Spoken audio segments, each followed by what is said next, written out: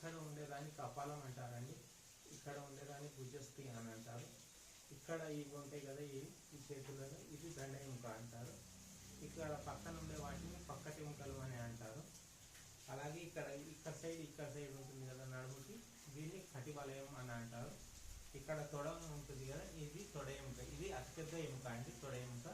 చెవిలో ఉండేది చిన్న ఎముక స్టెపిస్ అని అంటారు దాన్ని వచ్చేసి. తర్వాత మనకి పిక్క ఎముక అనేది ఇక్కడ ఉంటుంది, కింద ఖాళీ ఎముకలు అనేటివి ఉంటాయి. మనకి రెండు ఎముకల్ని కలిపి ఉంచడానికి కండర తంతులు ఉంటాయి, దాన్ని లిగమెంట్లు అని అంటారు.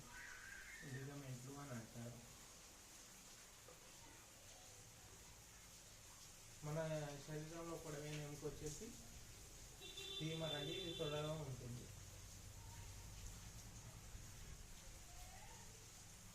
రెండు ఎముకల్ని కలిపి ఉంచేదాన్ని ఏమంటారు అంటే రెక్క ఎముక అంటారు. రెండు ఎముకల్ని కలిపి ఉంచేదాన్ని రెక్క ఎముక అంటారు. గుర్తుంచుకోండి. ఈ రెండింటిని కలిపి మనకి భుజాస్థి అంటారు. ఈ రెండింటిని కలిపి మనకి భుజాస్థి అని అంటారు. మనకి పక్కటి ఎముకలు అని అంటే మీ ఫ్రెండ్ని ఎవరైనా సరే మామూలు గాలి పీల్చి ఇలా ఉన్నప్పుడు ఇట్లా పెడితే మనకి పక్కటి ఎముకలు అనేవి కనబడతాయి అండి. చేతితో టచ్ చేస్తూ ఉంటే కనబడతాయి పక్కటి ఎముకలు. మనకి వెన్నెముక కావాలంటే ఇక్కడ వంగిన తర్వాత ఇక్కడ వెన్నెముక ఎముకలు అనేవి కనబడతాయి మనకి. ఇవి చిన్న చిన్న ఎముకలతో ఏర్పడుతూ ఉంటాయి కాబట్టి వీటిని వెన్నుపూసలు అని అంటారు.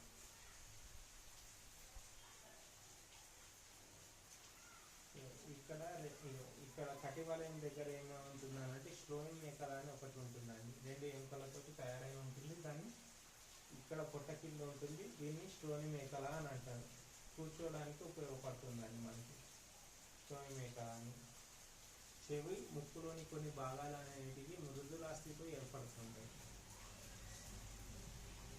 మానవుని గుండె నిమిషానికి 5 నుంచి 30 లీటర్ల రక్తాన్ని పంపు చేస్తుంది. తర్వాత మనకి వివిధ రకాలైన కీళ్ళు అనేటివి ఉంటాయి. 2 రకాల కీళ్ళు ఉంటాయి మామూలుగా చెప్పుకోవాలంటే. బంతి గిన్నె కీళ్ళు ఒకటి, మడత బంతి కీళ్ళు అనేటివి 2 రకాలుగా ఉంటాయి. మనకి బంతి గిన్నె కీళ్ళు అని అంటే మామూలుగా గుండ్రంగా బంతిలాగా ఉండే కీళ్ళని ఏమంటారంటే బంతి గిన్నె కీళ్ళు అని అంటారు. గుండ్రంగా బంతిలాగా ఉండే కీళ్ళని మనకి బంతి గిన్నె కీళ్ళు అంటారు.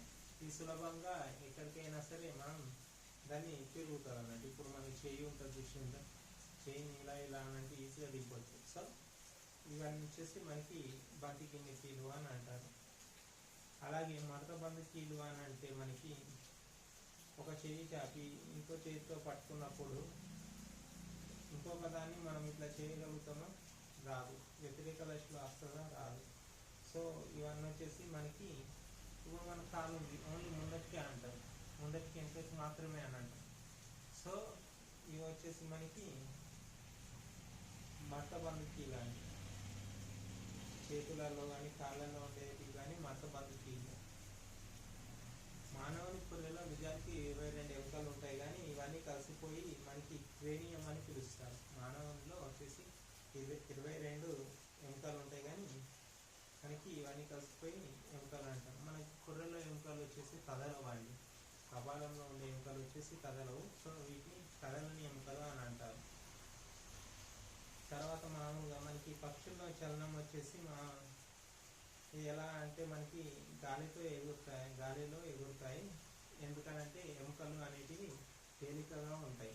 పక్షులు వచ్చేసి ఎముకలు తేలికగా ఉండి గాలిలో ఎగరడానికి ఉపయోగపడతాయి. అలాగే స్పంజికలు అనేటివి చలనం ఉండదండి. స్పంజికలు ఒకే దగ్గర ఉంటాయి కాబట్టి అవి దాంట్లో చలనం అనేది ఉండదు. తర్వాత మనకి పాములు వచ్చేసి అది వెన్నెముక ఉండదు కాబట్టి పొడవైన వెన్నెముక, అలాగే చాలా కండరాలు ఉంటాయి. పొడవైన వెన్నెముక చాలా కండరాలు ఉండడం వల్ల మన ఇసుకను దాన్ని ఇట్లా అని అనుకుంటే వెళ్ళిపోతుంది. అది ఒత్తిడిని కలిగించి భూమిపై ఒత్తిడిని కలిగించి వెళ్ళిపోతుంది. తర్వాత మన శరీరంలో వచ్చేసి 206 ఎముకలు ఉంటాయండి, 230 కీళ్ళు ఉంటాయి. మానవుని పుట్టినప్పుడు 206 ఎముకలు ఉంటాయి, 230 కీళ్ళు ఉంటాయి.